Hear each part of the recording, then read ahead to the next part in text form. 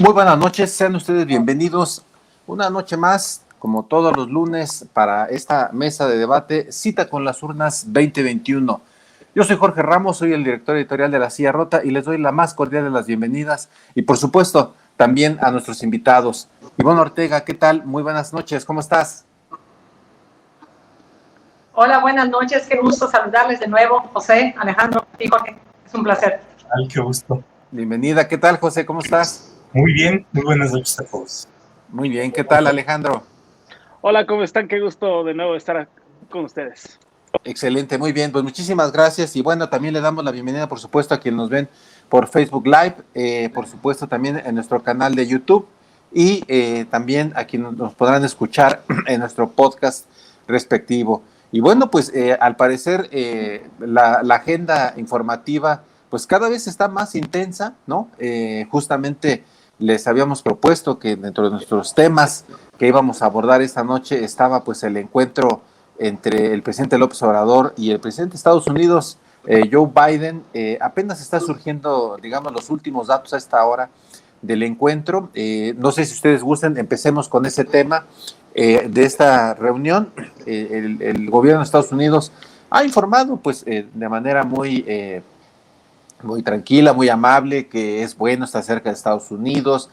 Hablan de una reunión en muy buenos términos, ¿no? Como suelen ser este tipo de encuentros. Y bueno, también el presidente López Obrador acaba de tuitear hace no más de 5 minutos, también expresando que la reunión, este encuentro virtual, pues debido a la pandemia, pues al parecer fue muy amable. No sé ustedes cómo lo vean. Primero se reunió con el premier de Canadá, Justin Trudeau, y ahora pues le toca a México. ¿Cómo lo valoran? ¿Qué están viendo? Ivonne Ortega, ¿cómo lo estás viendo?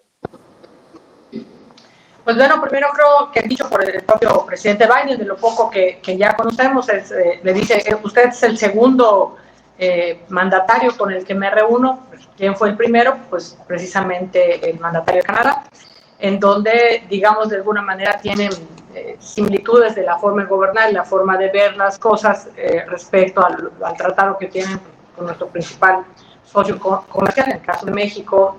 Particularmente me parece que el tema de la aprobación de la reforma eléctrica, en el que si bien dicen que es para fortalecer a CFE, pues al final de cuentas es una reforma que pues asusta inclusive particularmente a los americanos que tienen inversiones en México y que pues, tocaron la puerta de su gobierno respecto a la misión que tiene Biden y Trudeau de las energías limpias.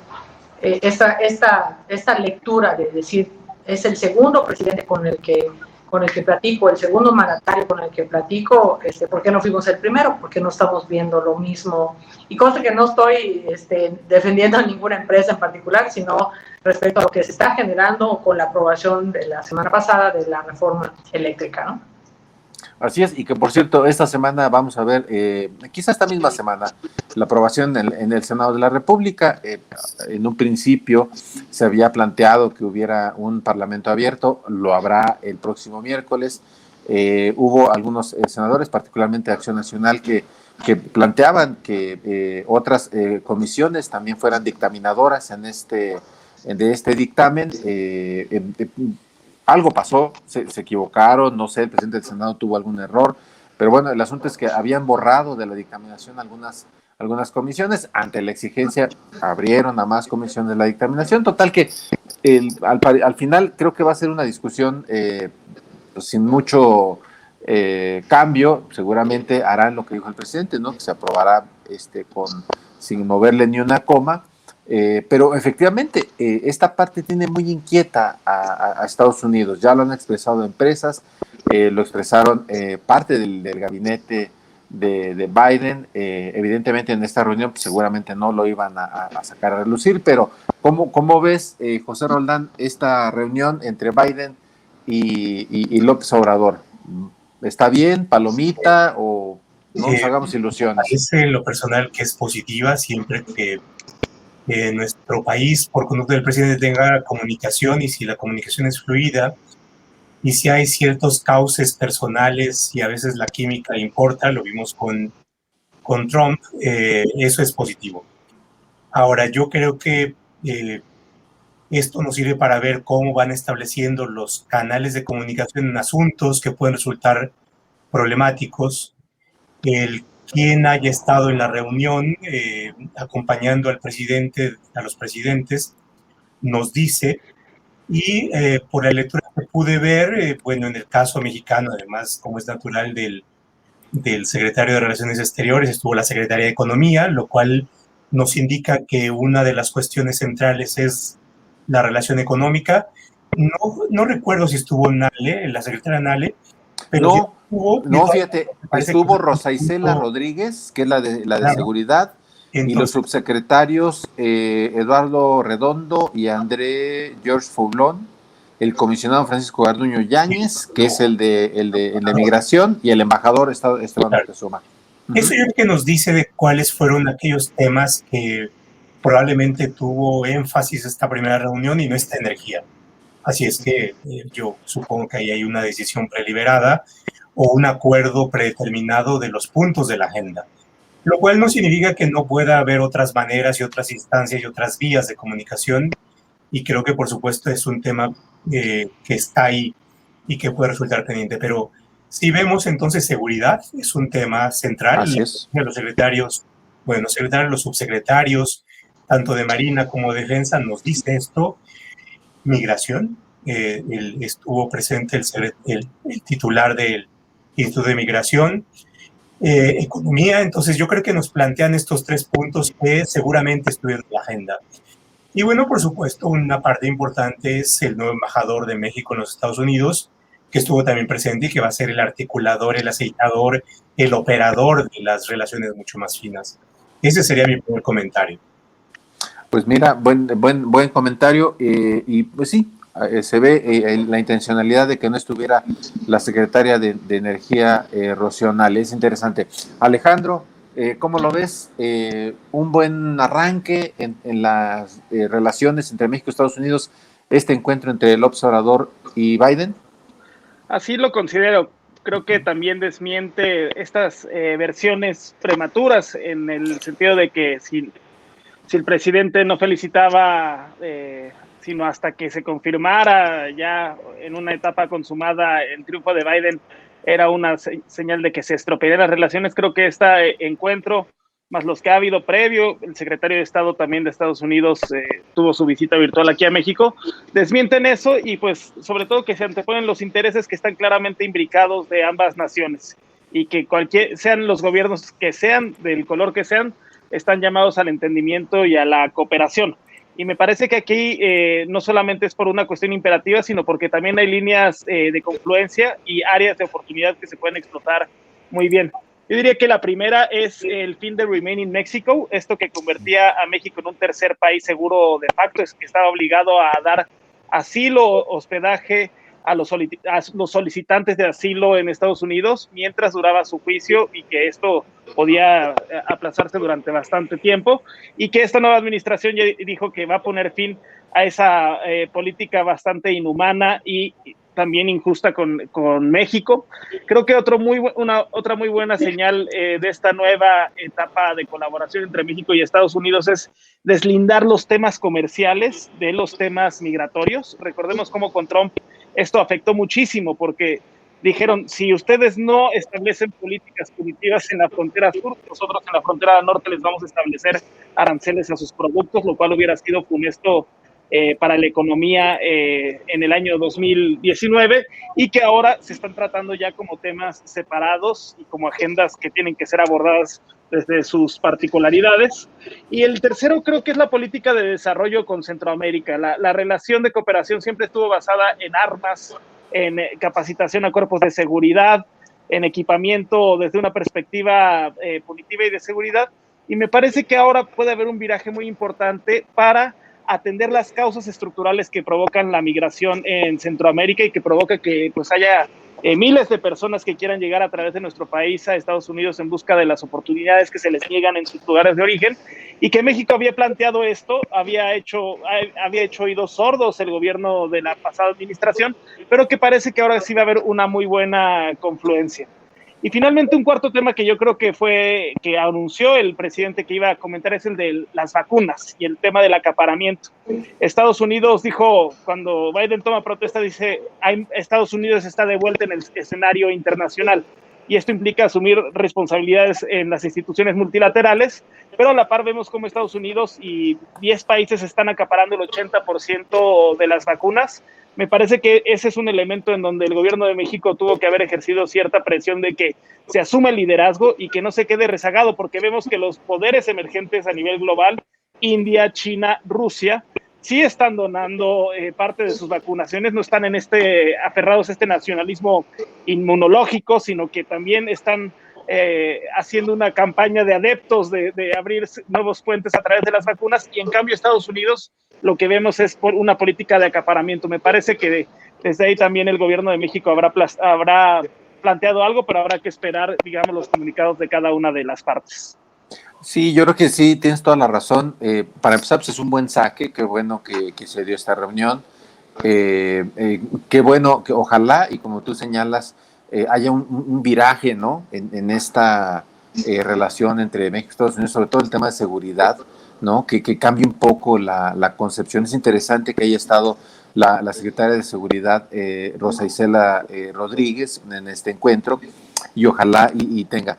Lo que llamó la atención para algunos fue que el observador recurriera a la frase de Porfirio Díaz dice, le atribuye a él una frase a Porfirio Díaz: pobre México, tan lejos de Dios y tan cerca de Estados Unidos, dice, y ahora puedo decir que es bueno que México esté tan cerca de Dios y no tan lejos de Estados Unidos. ¿Cómo la ven? Ivonne, ¿qué te parece esta frase? Bueno, ahí en el caso de las vacunas, creo que hicieron un comunicado, si no me equivoco, en un Twitter me pareció leer, en el sentido de que decían, bueno, primero en el caso de Estados Unidos, vamos a vacunar primero a todos nuestros americanos, a todos los que viven en Norteamérica, y luego pues veremos ayudar al resto de los países. Y me parece un detalle para los mexicanos en particular, particularmente para los que somos católicos, en el caso del presidente Biden, que haya comentado que que es admirador de la Virgen de Guadalupe, que tiene un rosario que todavía lo trae guardado de la Virgen de Guadalupe, que es, o que tenía su hija, la que falleció lamentablemente en un accidente. Creo que esa también fue una lectura de empatía, me parece, de Biden con los mexicanos. Fue una buena señal. José, ¿cómo la ves? Creo que son gestos que ayudan a la comunicación. Yo soy más partidario de un laicismo más duro, pero en la política me parece que eso es relevante, y mientras contribuya y ayude a la comunicación, bienvenido. Sí, tanto el gesto que comenta Ivonne como la puntada, diría, que dijo el presidente López Obrador, parafraseando y dándole un sentido completamente distinto a aquella frase atribuida a Díaz. Me parece que es eso, ¿no? Como que frases o momentos que ayudan a romper el hielo para facilitar la relación ya cuando entras a temas más serios en estas discusiones. Pues bueno, creo que la primera ponderación de la mesa es esa, que creo que fue una buena reunión. Tuvieron buenos gestos, buenas señales, y eso, bueno, al final de cuentas, pues lo que debe contar es para la relación, y obviamente pues para los mexicanos, ¿no? Que tenemos tantos problemas y tantas cuestiones que ver con Estados Unidos. Pero bueno, quisiera que abordáramos el siguiente tema, el que les había planteado como número 1 de la agenda, y tiene que ver con el tema de Félix Salgado Macedonio. Ya lo habíamos abordado desde el punto de vista jurídico, desde el punto de vista político, pero ha habido un giro. En este fin de semana conocimos una resolución de la Comisión de Honor y Justicia que llamaba a replantear el proceso. Y habrá un replanteamiento. Todavía en estos momentos estamos en espera de la definición de qué va a suceder con eso. Sin embargo, bueno, en las últimas horas, en la madrugada, por ejemplo, uno de los aspirantes más fuertes, que es Pablo Amílcar Sandoval, anunció a través de sus redes sociales, mediante una carta, diciendo, ¿saben qué? Yo me bajo, ¿no? Yo me bajo, no voy a participar. Y Félix Salgado Macedonio agradeciéndole, diciéndole, mi hermano, qué bueno que tomas esta decisión. Y bueno, todo apuntaría a que Félix Salgado será el candidato de Morena para la gubernatura de Guerrero. Sin embargo, pues hay muchas resistencias dentro del partido, hay muchas críticas, lo que ya habíamos comentado. No sé cómo están viendo ustedes esto, si este empecinamiento no sé si sea del presidente, algunos apuntan a que es una decisión del presidente que no quiere cambiar de candidato. ¿Cómo lo estamos viendo? Porque, insisto, pareciera que hay ya una decisión tomada para que, pues haya sido como haya sido, sea Félix Salgado. Alejandro, ¿cómo lo ves? No, yo no lo veo así, al contrario, creo que este planteamiento de la Comisión Nacional de Honor y Justicia precisamente le pone un alto a la candidatura y a las aspiraciones de Félix Salgado Macedonio. ¿Qué es lo que dice la comisión? Está integrada por mujeres, además mujeres valientes que ahí invirtieron pues, su capital, y sobre todo también respaldadas, ¿no? Por todo un movimiento, tanto al interior como al exterior, de mujeres que decían esto es intransitable, es inaceptable. ¿Qué es lo que dicen? Que el candidato no cumple con los criterios de idoneidad, no representa el perfil de los partidos, no tiene una buena fama pública y por tanto tiene que reponerse el procedimiento. A la Comisión Nacional de Honor y Justicia no le puedes pedir que dé lo que le corresponde al Poder Judicial, que es una sentencia en firme, pero dentro de su ámbito de atribuciones sí le corresponde decir, este no es un candidato que represente los valores de nuestro partido, y se repite el proceso, y ahí yo creo que ya se le bloqueó el camino a Félix Salgado Macedonio, y espero no equivocarme. ¿Qué alternativas tendría Félix Salgado Macedonio en este momento? Yo creo que dos. Una, acudir al Tribunal Electoral del Poder Judicial de la Federación, en donde hemos visto que ha habido fallos bastante cuestionables que se inmiscuyen en la vida interna y en las decisiones de los partidos. La alternativa de que sea elegido pase este filtro para una segunda encuesta y la vuelva a ganar, la veo muy, muy, muy complicada, porque ahí en esa comisión de elecciones se encuentran pues perfiles como la secretaria general del partido, Citlali Hernández, que tajantemente se opondrá a eso. Y una tercera alternativa que yo veo bastante factible y que es donde yo creo que ahí anticipa Macedonio que hay toro, así dijo, hay toro, sí. Es que se ha postulado por otro partido, ¿no? Por otro partido como podría ser los de Nuevos Registros, el partido de Pedro Aces o estos partidos que son satelitales a Morena, y que no irán en coalición porque como es su primera elección no pueden concurrir en la elección, pero pues que verán en este perfil, pues a ver, en una política escasa de escrúpulos pero alta en pragmatismo, una posibilidad de elevar sus niveles de votación. Híjole, qué barbaridad. José Roldán, ¿tú crees que alguno de estos escenarios que plantea Alejandro pudiera ser factibles? Yo sinceramente veo el más viable que lo dejen como candidato. Yo no apostaría a alguna solución predeterminada. Estamos viendo que las cosas cambian de una manera peculiar, interesante y a veces misteriosa. Creo que hay que reconocer que la decisión de la Comisión Nacional de Honor y Justicia de Morena es una apertura a las voces que se levantaron y por supuesto yo veo ahí una presencia muy fuerte y una valoración de la voz de las mujeres, de los grupos al interior de Morena o fuera de, y me parece que eso es positivo. Me hubiera gustado una definición mucho más clara y mucho más en el sentido de que un partido político asume una posición política firme, clara, respecto de sus procesos internos, y creo que en eso nos quedaron a deber. Me parece contradictorio que primero hayan dicho vamos a ordenar el proceso y después en una especie de complemento diga no, las acusaciones o los agravios son improcedentes e infundados. Es cierto, la Comisión de Morena no es un juez, pero no es un juez para condenar, pero tampoco es un juez para absolver. Y me parece que su pronunciamiento lleva implícito una absolución, que tampoco es su función. Debió haber tomado una posición política, no una función de tribunal, no una función de juez, porque es una instancia partidaria. no es una instancia del Estado que administra justicia y creo que ahí está un problema. Ahora, por supuesto, en la solución que tú planteas, en la posible solución que yo tampoco la descartaría, Jorge, me parece que enviaría un mensaje muy negativo en el sentido de que primero, si la causa por la cual pronunció lo que pronunció, pese a que nos parece contradictoria, después es asumida nuevamente y es confirmado, me parece que hay un mensaje muy contradictorio. Y por supuesto, eso, más allá de las consecuencias electorales, me parece que no es una posición congruente, firme y políticamente sólida la que asumiría el partido en su conjunto. Creo que ahí hay un problema. Y por supuesto, yo creo que también se está jugando su propia institucionalización, dado si la posición de Salgado es lanzarse por otro partido respecto de cómo va siendo su cohesión interna. Es decir, cuál es la disciplina partidaria que se va formando al interior y por supuesto, cómo va dándose la posibilidad y la viabilidad de dirimir sus conflictos internos. Creo que eso es lo que se está jugando, Morena.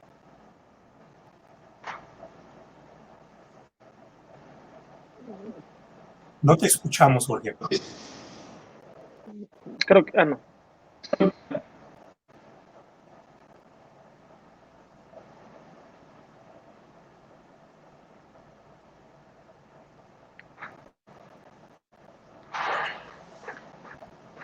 No te escuchamos.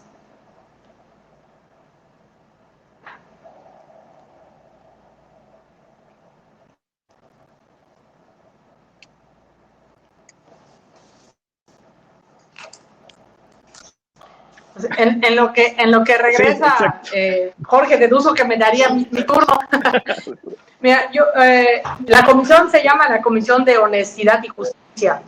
En un principio hacen un dictamen, dos de los miembros de la Comisión de Honestidad y Justicia.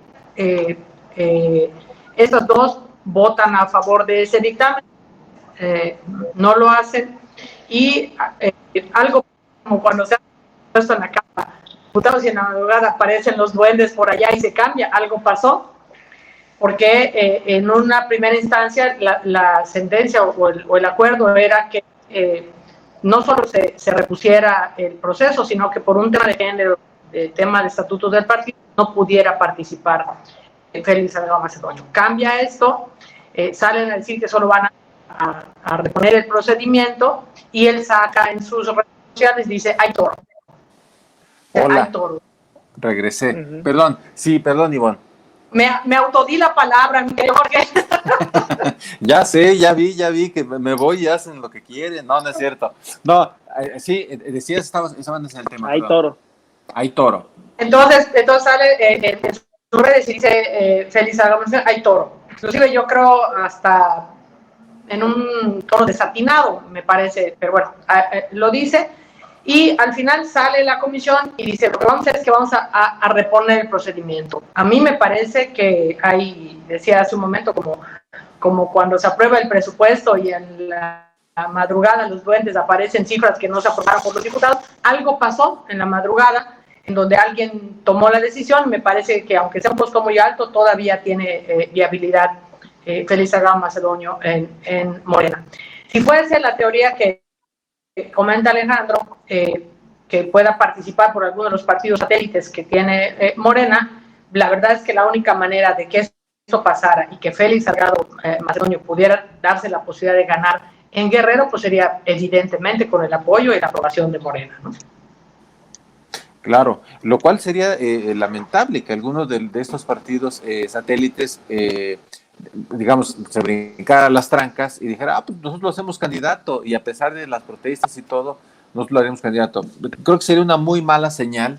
Yo creo que como partidos, como políticos, como sociedad, pues, estaremos en una señal muy distinta. Y lo que decía José al principio, quizá lo que debe haber hecho Morena es dar una señal política, una posición política, decir, nosotros no toleramos esto.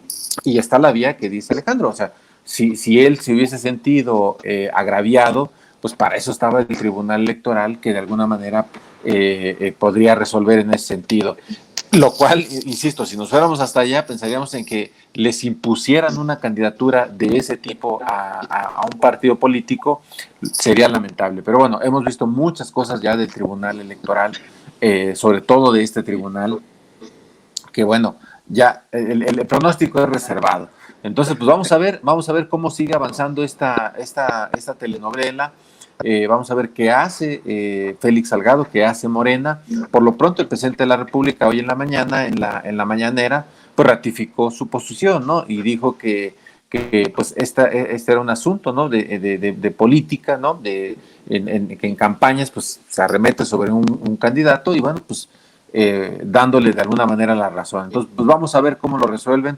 Creo que ya no son más que unas horas para que terminen de definir este asunto y veremos cómo sale de este entuerto Morena, el presidente y el propio Félix Salgado con esta candidatura en Guerrero. Y bueno, el siguiente tema que quiero ponerles en la mesa tiene que ver con Nayarit. Creo que es muy inquietante el anuncio que hace el gobernador del estado al decir que pues no hay recursos, que no tiene recursos para la elección. El consejero presidente del INE, Lorenzo Córdoba, el INE en su conjunto, han expresado una gran preocupación por este planteamiento que hizo el gobierno de Nayarit, en el sentido de que no hay recursos para hacer la elección del próximo 6 de junio, lo cual, bueno, pues amenaza de alguna manera, no sé ustedes cómo lo vean, al proceso democrático. Y bueno, ¿qué te parece esto? Es un llamado inédito. Pues, la verdad me sorprende porque pues el ejercicio fiscal apenas empieza, enero, febrero, apenas tenemos 2 meses de un presupuesto que se aprobó y el gobierno de Nayarit tiene casi 3 años. No creo que sea primerizo en hacer presupuestos en donde se prevé, lo digo por experiencia en el gobierno, donde se prevén pues los gastos que son irreductibles que tienes que tener y que pues apenas a 2 meses de haber arrancado el ejercicio fiscal hoy salga a decir que no tiene presupuestos donde se pueden y se ponen en riesgo muchas condiciones en la elección en Nayarit. Yo interpretaría, uno, pues en 2 meses no se pudo haber gastado el presupuesto de todo el año, claro. Creo que no, sería muy irresponsable gastarse el presupuesto de todo el año. 2, es algo que es completamente contemplado dentro de los presupuestos. Cada 3 años hay procesos electorales en todos los procesos, o el equipo de finanzas que llegó el año pasado no lo presupuestó. La pandemia no es justificación, están los hospitales, tanto federales como estatales, todos los gobiernos están viviendo lo mismo y van a haber elecciones, por lo menos en 30 estados hay congresos locales, en todos los federales y ayuntamientos, y los 15 gubernaturas. Y me parece más un tema más o irresponsabilidad o chantaje. O sea, yo no veo otra cosa porque solo tiene 2 meses, pone en peligro un proceso electoral, pone en peligro la elección de Nayarit y me parece que está tratando de pegar a la pared y forzar a que se dé un recurso que debió haber estado contemplado. Así suena como una maniobra medio extraña. Alejandro.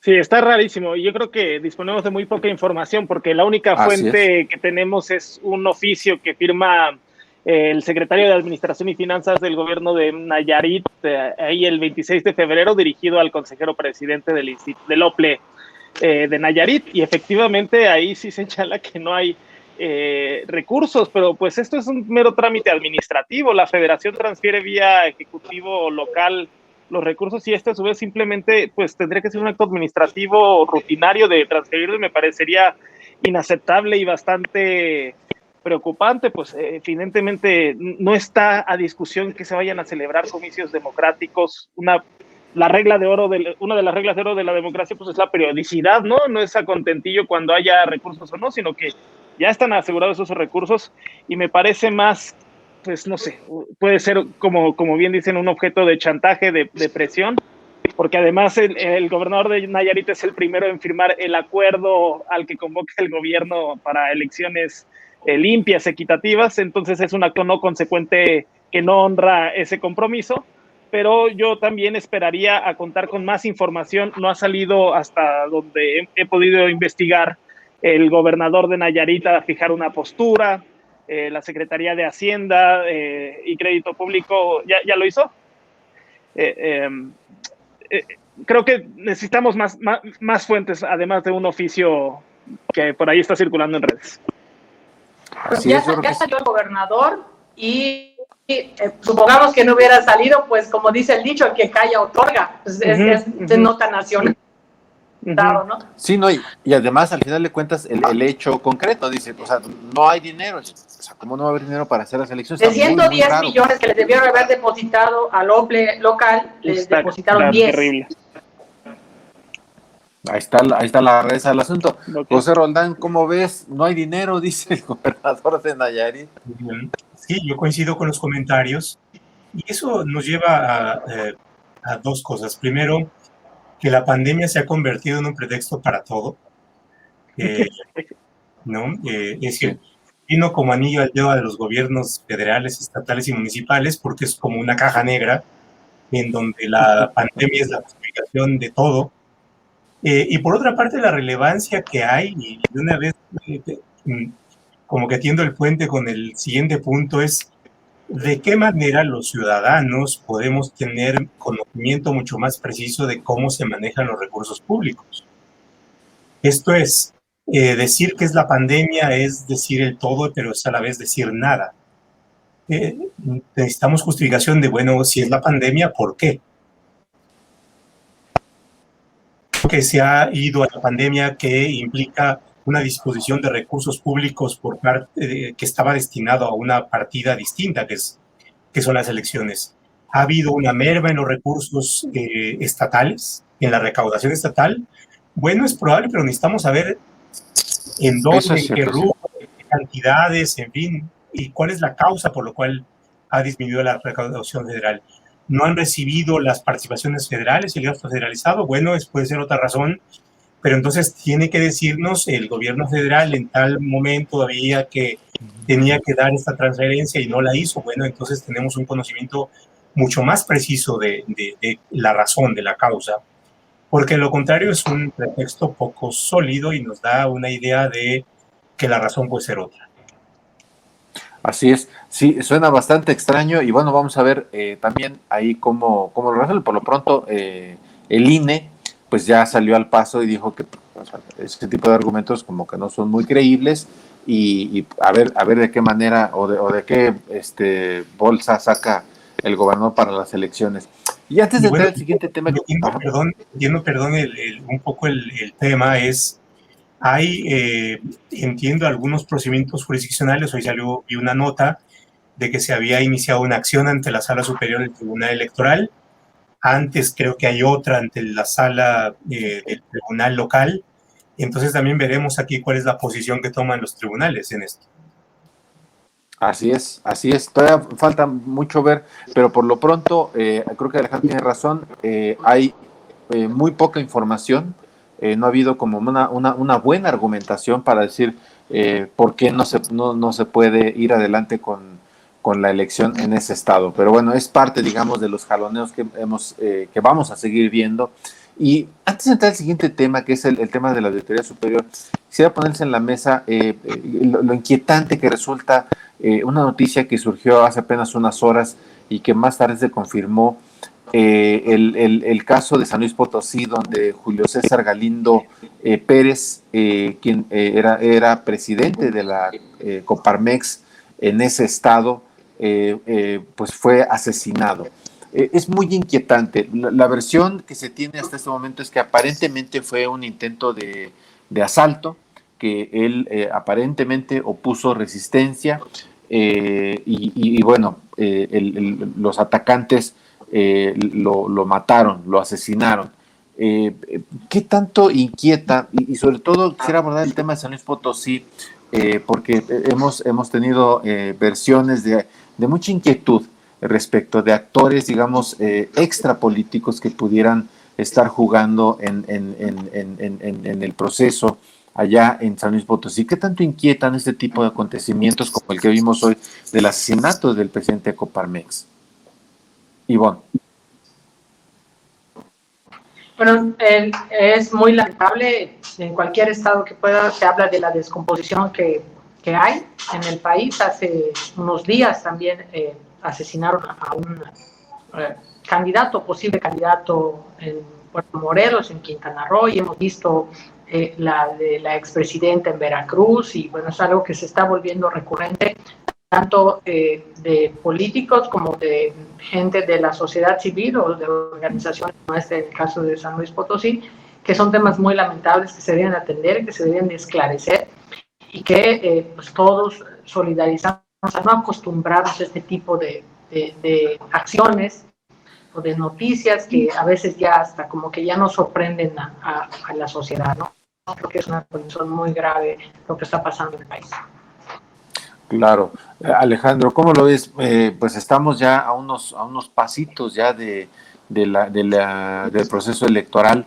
¿Qué tanto inquietan este tipo de acontecimientos? No, pues es inquietante. Primero, pues nuestras condolencias a sus familias, seres queridos, que se esclarezca, que se dé con los culpables y se castigue a los responsables de este delito atroz, y sin adelantarnos a conclusiones previas, porque tampoco es que podamos vincularlo con Claro. con el proceso electoral, pero evidentemente este país ha sufrido mucho, pues, el contubernio que hay entre política y crimen organizado, y cómo estos últimos definen candidaturas, inyectan recursos a campañas, amenazan o amedrentan a quienes no se cuadren con sus posiciones, y que los actores más vulnerables son a nivel municipal, a nivel del territorio, y efectivamente parte del acuerdo al que hay que apelar, pues es a de la denuncia, también de denunciar a quien se tenga evidencia que forma parte de estos procesos, pues, de imposición de candidatos por parte del crimen organizado con respecto a los partidos políticos. Claro, José, no sé tú cómo lo estás viendo, pero incluso ayer el presidente hacía un comentario en su gira en Zacatecas, se refería justamente a que existe el riesgo, pues, de que el crimen organizado, de alguna manera, la delincuencia, pues, se metan la mano en estos procesos.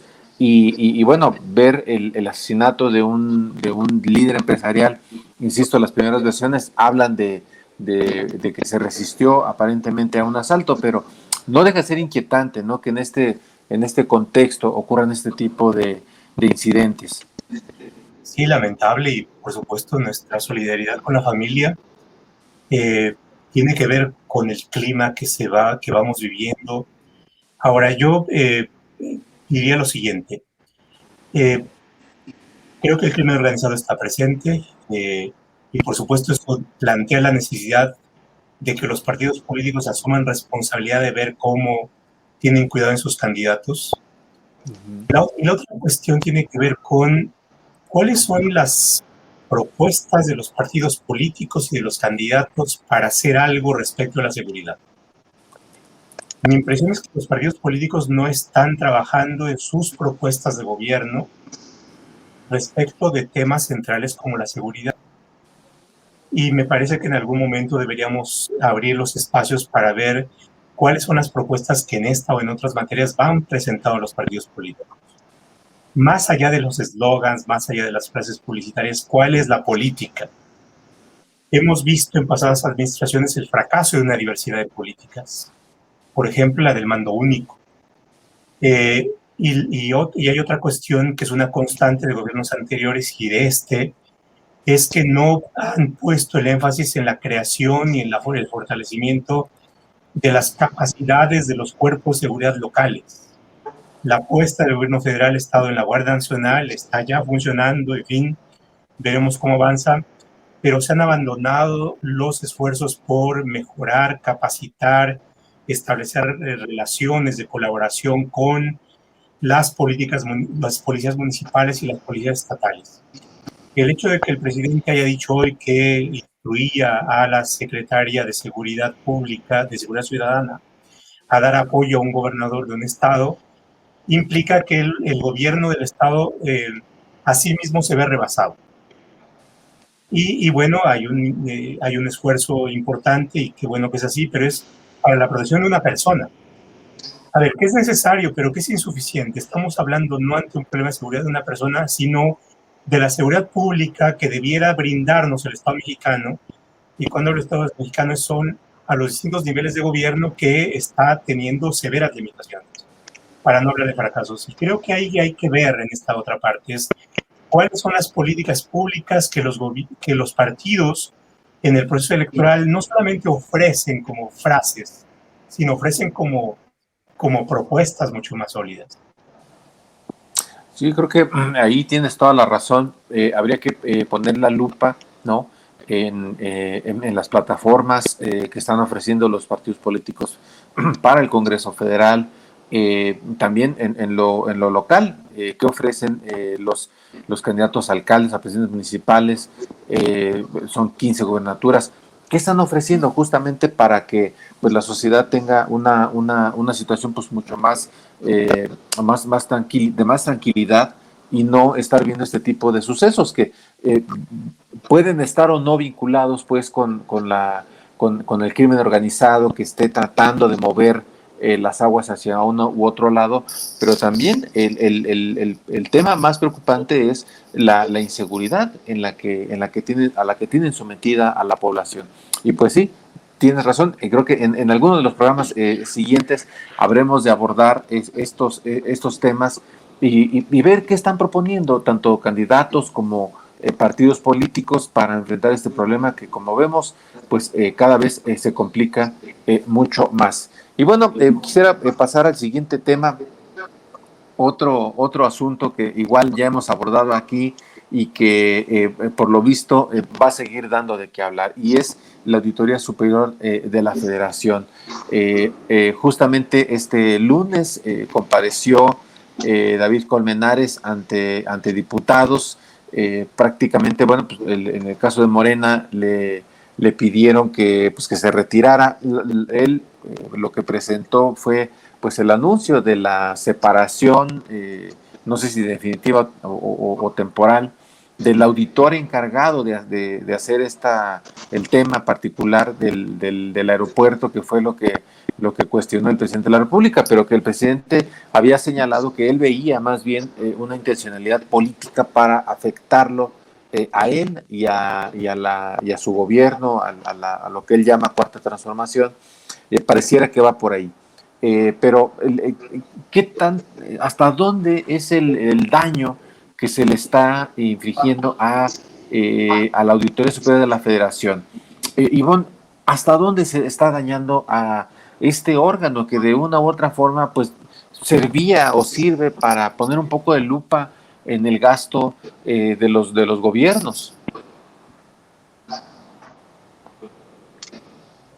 Bueno, primero,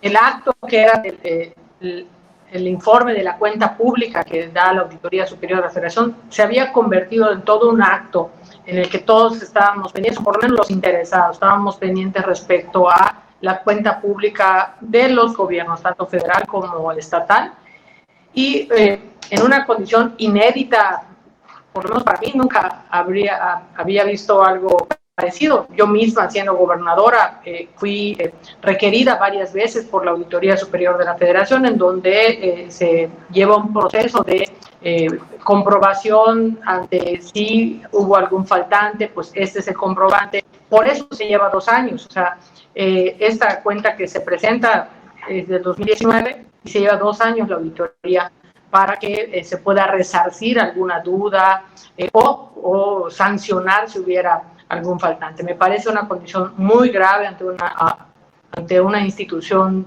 muy calificada en el país. Sale primero a dar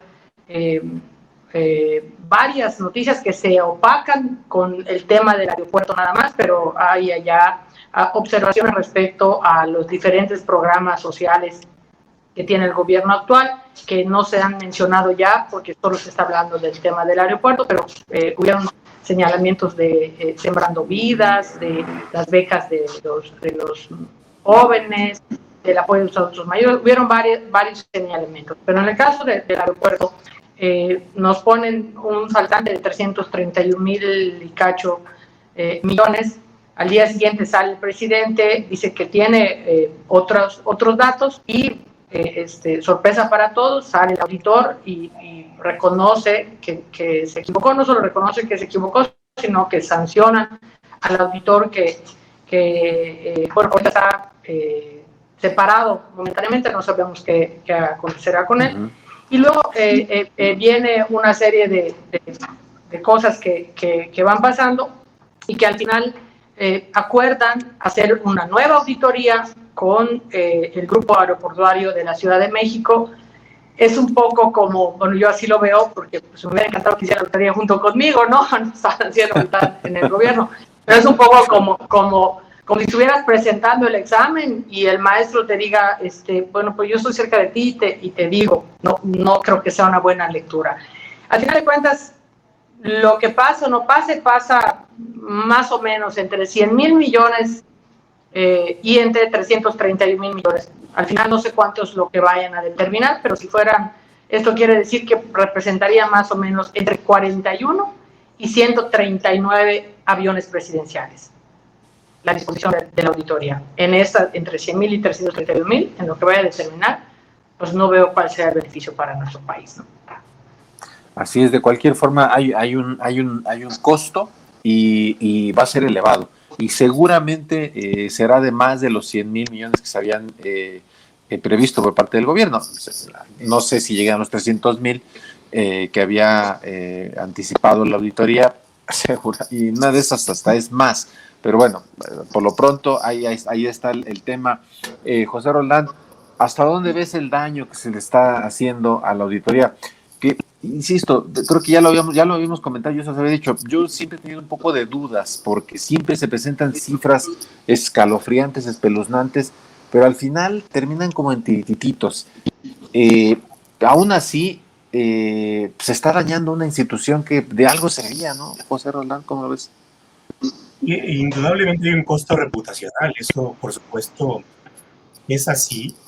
Ahora, y que tiene que ver, y bueno, pues ya si la auditoría reconoció que hay errores metodológicos, pues tendríamos que ver, aceptar que tuvo errores metodológicos, pero creo que la historia no termina ahí, sino que tendríamos, si queremos construir un país en el cual las instituciones hagan de manera seria su trabajo, que ver de qué manera de este sainete, de este incidente en el cual las instituciones y la auditoría tienen este costo reputacional, cómo se puede generar de lo perdido la ganancia. Y la ganancia tiene que ver con el proceso que continuaría a partir del reconocimiento del error y, por supuesto, en cómo podemos tener las cuentas claras. Y en esto las matemáticas tienen su sentido y las técnicas tienen y deberían tener su sentido. Al final de cuentas, lo que importa es ver si en el caso del aeropuerto, como en otros casos, se llevó a cabo una buena estimación de lo que se iba lo que iba a costar en el resarcimiento de lo que quedó para ir pendiente, y si efectivamente hubo un ahorro o no hay un ahorro y de cuánto es el ahorro, y por tanto importan mucho las cuentas claras, y eso es lo que deberíamos ver para el futuro. Y en ese proceso para el futuro, pues tampoco descartaría la posibilidad de que el costo reputacional se resalga. Y eso, para eso importa el método, y para eso importa también las actitudes personales, entre otras cosas, la actitud personal del propio auditor, ¿no?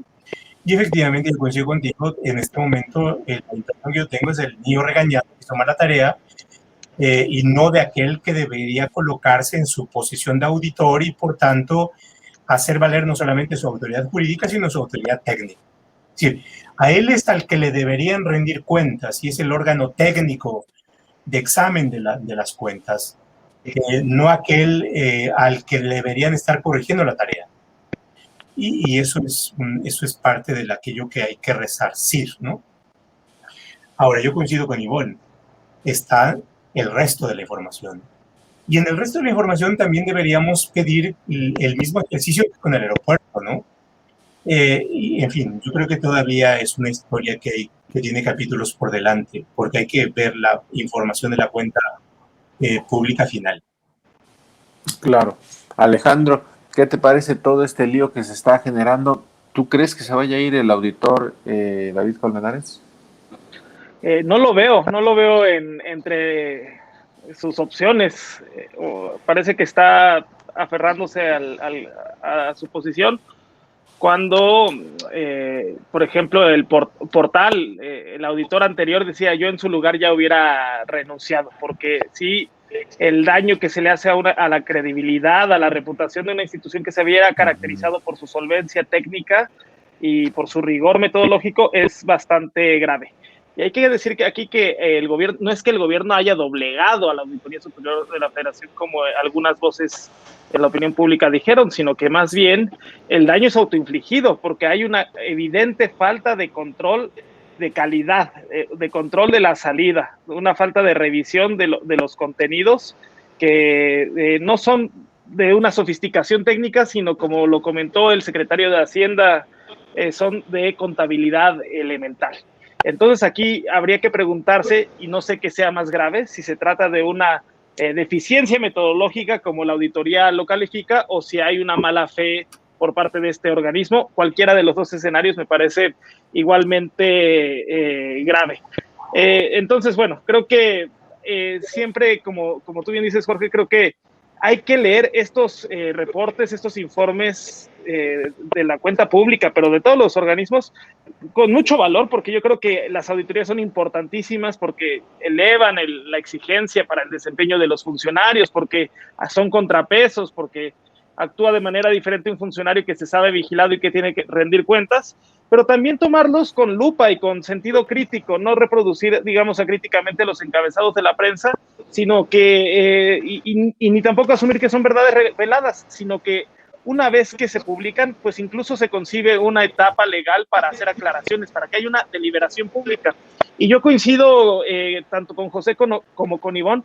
Así como se dio el ejercicio sobre el aeropuerto, la cancelación del aeropuerto y los costos, creo que estaría muy bueno que se siguiera ese tipo de ejercicios para el resto de las observaciones. En los casos que tienen que ser aclarados, que se aclaren, y en los casos que tienen que ser subsanados, se subsanen, pero yo creo que también encontraríamos diversas, digamos, deficiencias metodológicas o sobre editorializaciones en los medios de comunicación que habría que ir aclarando, y creo que sería un ejercicio muy pedagógico en la construcción de ciudadanía. Fíjate que ahí quisiera agregar a lo que comenta Alejandro, es de llamar la atención también, porque la auditoría se reúne con el Grupo Aeroportuario de Ciudad de México, se reúne en diciembre de 2019, se reúne en enero 2020, trabajan respecto a la auditoría, no hay expresión de uno u de otra parte, hacen el comunicado oficial, y a partir de que hacen el comunicado oficial se desdobla todo de lo que estamos hablando. O sea, tampoco hubo comunicación de los que trabajaron hacia sus superiores de uno o de otro lado, porque fue hasta que el auditor sale y comenta, en el que el presidente sale y comenta, y se viene todo lo que estamos platicando y se da el grito en el cielo, ¿no? Claro, ahí yo aplico una frase que me gusta mucho de: alguien está mintiendo aquí. Alguien cometió la pifia por una u otra razón, y bueno, al presidente evidentemente no le gustó. En una de las mañaneras puso un video de varios minutos en donde exponía cómo los medios de comunicación habían abordado el tema, y en algunos casos, francamente, la información que se expuso era meramente informativa. Creo que en cualquier país del mundo sorprendería que un organismo auditor dijera que su gobierno está triplicando el gasto que tenía previsto para una determinada obra o acción, como en este caso la cancelación del aeropuerto. En cualquier parte del mundo sería nota que en lugar de 100,000, pues eran más de 300,000. Era algo relevante, pero al presidente no le gustó, ¿no? No le gustó, y ahora, bueno, estamos metidos en un gran lío en donde el daño que se le hace pues al órgano auditor, pues sí es bastante relevante. Vamos a ver cómo lo terminan resolviendo. Creo que en los próximos días veremos algunas cosas. Agradecer a quienes nos están viendo. Jorge Eduardo Cabrera hace comentarios, Omar Valladares nos dicen que dice el gobierno de Ivonne, dice fue un gobierno donde se apostó por la educación y la seguridad en Yucatán. Dice también Emma del Carmen Rodríguez Estrada nos comenta, dice, ¿por qué los partidos de oposición no han defendido, dice, los recursos públicos o no han señalado, dice, los malos manejos del gobierno actual? Yo creo que al contrario, yo creo que los partidos de oposición han estado pues señalando justamente estas anomalías y pues es parte pues de la discusión y es lo que estamos viendo en estos temas. Bueno, pues yo quisiera agradecerles de verdad, como siempre, su participación en esta mesa, en esta ruta hacia las urnas, que ya estamos a menos de 100 días de la gran elección. Hay algunos datos interesantes que están presentándose, que estamos viendo. No todas las elecciones van a arrancar el mismo día, ¿no? En marzo arrancan, por ejemplo, las gubernaturas en Colima, Guerrero, Nuevo León, San Luis Potosí. Así es, en abril Baja California Sur, Chihuahua, Michoacán, Nayarit, Querétaro. Bueno, Nayarit vamos a ver cómo les va, ¿no? En fin, van a arrancar en distintos momentos, pero ya estamos a unos días para que todo este proceso pues empiece y con una nueva forma, ¿no? Ahora que pues no hay o más bien que tenemos el freno de la pandemia, pues vamos a ver cómo van a ser en esta nueva modalidad las campañas políticas. Pues muchísimas gracias, Ivonne Ortega, muchísimas gracias. Al contrario, gracias a ti, mi querido Jorge, mi querido José, Alejandro, es un gusto poder coincidir de nuevo con ustedes. 95 días para ser exactos, para la elección. Así es, 95 días. Alejandro, muchas gracias. Pues nos estaremos viendo durante estos 95 días. Un abrazo a todos. Así es, José Roldán, muchas gracias. Gracias, Jorge. Que tengan buenas noches, Alejandro y Ivonne. Qué gusto verlos. Pues muy buenas noches también a quienes nos vieron. Síganos en nuestras redes sociales. Estamos en Instagram, Twitter, Facebook y por supuesto el próximo lunes a las 19 horas en esta ruta hacia las urnas 2021 estaremos pues abordando los temas electorales y los temas políticos que de alguna u otra forma tienen que ver con el proceso electoral que vamos a presenciar en 95 días. Bien nos recordaba Ivonne Ortega, estamos a 95 días de la elección. Así es que, pues sigámosle quitando hojas al calendario. Muy buenas noches, yo soy Jorge Ramos y nos vemos el próximo lunes en esta ruta hacia las